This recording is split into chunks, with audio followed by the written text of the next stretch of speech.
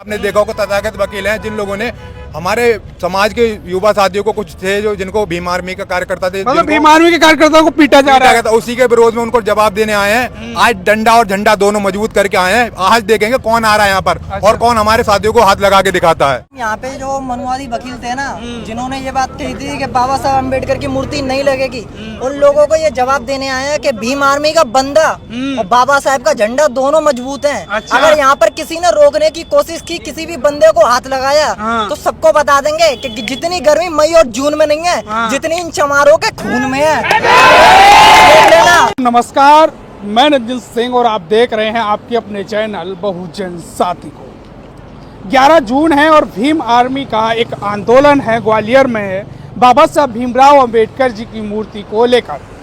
High court परिसर में बाबा साहब भीमराव अंबेडकर जी की मूर्ति का जो मामला है वो गर्माता हुआ नजर आ रहा है।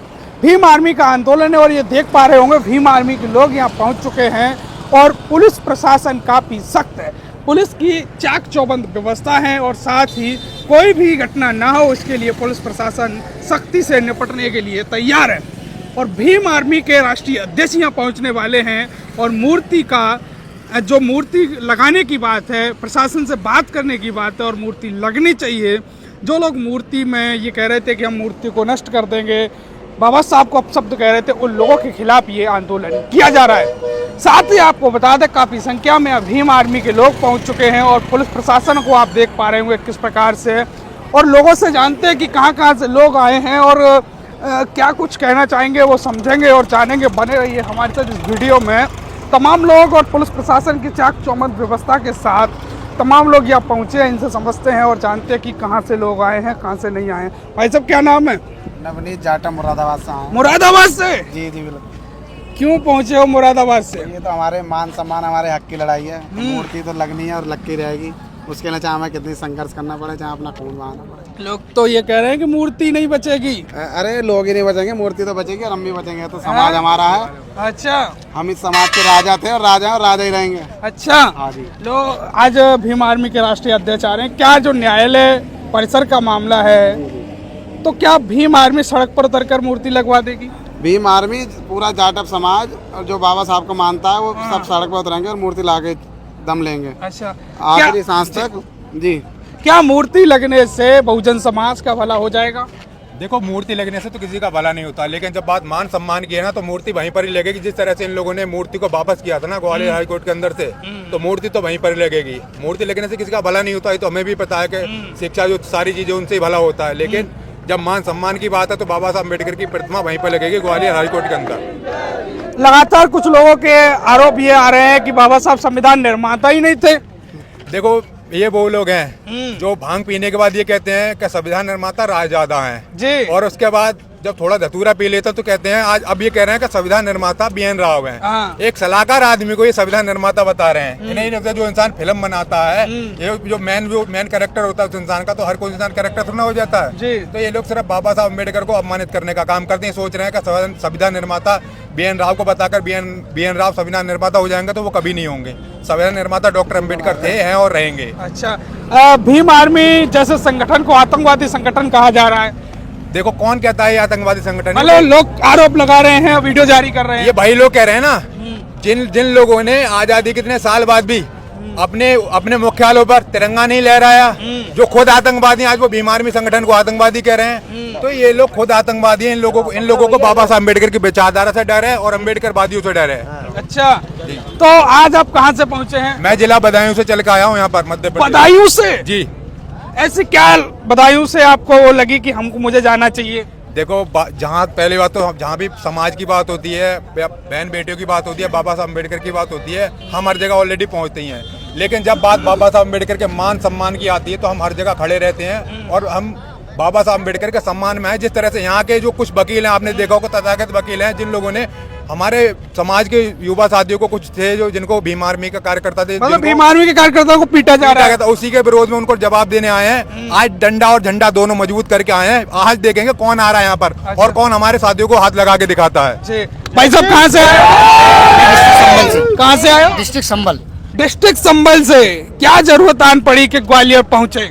देखिए, जिन मनुवादी अधिवक्ताओं ने जो बाबा साहब की मूर्ति लगाने से इनकार किया था, आज उनको क्या कहते हैं मुंह तोड़ जवाब देने आए हैं। क्या मुंह तोड़ जवाब देंगे? जो हमारे मान सम्मान की लड़ाई है उसके लिए। क्या मान सम्मान की लड़ाई है? मान सम्मान की लड़ाई ये है कि जो बाबा साहब थे वो संविधान निर्माता थे।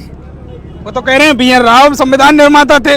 BN राव तो क्या कहते हैं, वो कहते हैं ये भांग जो खा लेते हैं ना, और वो धतूरा बोलते हैं कि जो पागल हो जाते हैं। अच्छा। तो धतूरे वाला पागल जैसे ये लोग अपना मनुवादी बना रखा है। कहाँ से आए हो? जिला कासगंज से। कासगंज से?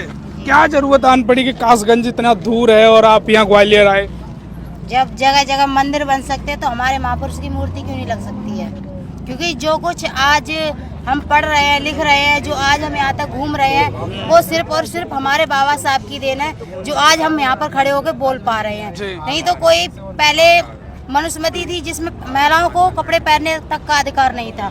हमारे बाबा साहब ने महिलाओं को पढ़ाया लिखाया और पढ़ने लिखने का भी अधिकार दिया, बोलने का भी अधिकार दिया। और यहाँ तक महिलाओं आज कहीं थाने में चले जाओ, कहीं पर भी चले जाओ, सबसे ज़्यादा पुरुष से ज़्यादा महिलाओं की संख्या होती है। वो किसकी बदौलत? सिर्फ और सिर्फ हमारे बाबा साहब की बदौलत।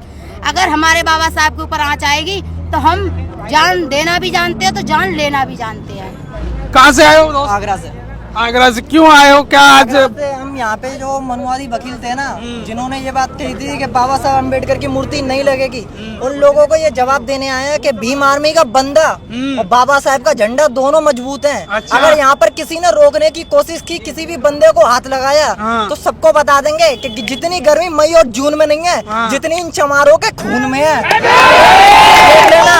और जिस तरीके से अभी तो हमारे कुछ ही साथी आए हैं और देख लिया पुलिस बल कितना है। अगर और लोग आने लगे और आएंगे, ये पुलिस बल इनको बढ़ाना पड़ेगा। देख लेना, अभी आएंगे। क्या लड़ाई झगड़े से मूर्ति लग जाएगी? देखिए, हम संविधान को मानने वाले लोग हैं, शांति से काम करते हैं। शांति से हमारे लोगों ने धरना दिया तो आपने देखा क्या हुआ, उनकी पिटाई की गई। तो उसी का जवाब देने के लिए आ जाए। अगर आज भी शांति से नहीं मानते हैं तो हम तथागत गौतम बुद्ध और सम्राट अशोक दोनों को मानने वाले लोग हैं। और रास्ता सरकार के हाथ में है कि शांति चुने या क्रांति। भाई साहब कहाँ से आए हो? नरसिंहपुर जिला। नरसिंहपुर जिले से आए हो, क्या सोच रहे हो ये मूर्ति विवाद को लेकर? जो सबका सोचना है वही हमारा सोचना है। मूर्ति तो लगेगी शांति से या फिर क्रांति से। अच्छा। हाथ हमारे कमजोर नहीं है, मजदूरों वाले हाथ हैं जी। मूर्ति बनाना भी जानते हैं और उसे लगाना भी जानते हैं। और जो रोकने वाले हैं तो पूर्वजों ने जूते बनाए भी हैं और बजाए भी हैं। अच्छा। हम दोनों काम करके जानते हैं। अच्छा है दोस्त। मैं इटावा से आया हूँ, मेरा नाम आजाद अमन गौतम है। और आज हम मेरे तमाम नौजवान योद्धा यहाँ सभी सम्मानित साथी आए हैं। और यहाँ हम लोगों ने ये तय किया है कि आज हम लोग जो बाबा साहब की प्रतिमा लगा के ही जाएंगे। और मेरा यहाँ तमाम साथी हैं, प्रशासनिक अधिकारी हैं, पुलिस के लोगों से मेरा ये कहना है कि किसी को जो है बदतमीजी से पेश ना आए।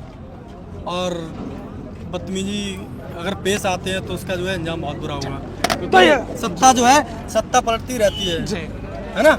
तो ये भीम आर्मी के तमाम कार्यकर्ता 11 जून का जो आंदोलन है वो बड़ा ऐतिहासिक होने वाला है। भीम आर्मी के राष्ट्रीय अध्यक्ष पहुंचने वाले हैं और प्रशासन को और वकीलों को सीधी सीधी चेतावनी दी जा रही है। साथ ही आपको बता दें, प्रशासन की चाक चौबंद व्यवस्था यहाँ नजर आ रही है और मूर्ति का विवाद अब थमने का नाम नहीं ले रहा है। अब न्यायालय का मामला है, राजनीतिक पार्टियों के आंदोलन है, कहाँ तक सफलता मिलेगी या नहीं मिलेगी ये तो समय तय करेगा। लेकिन इस खास खबर के बारे में आपकी क्या कुछ राय है, कमेंट करें। इस वीडियो को अपनों में, अपने दोस्तों में शेयर जरूर करें। वीडियो अंत तक देखने के लिए आप सभी का बहुत बहुत धन्यवाद।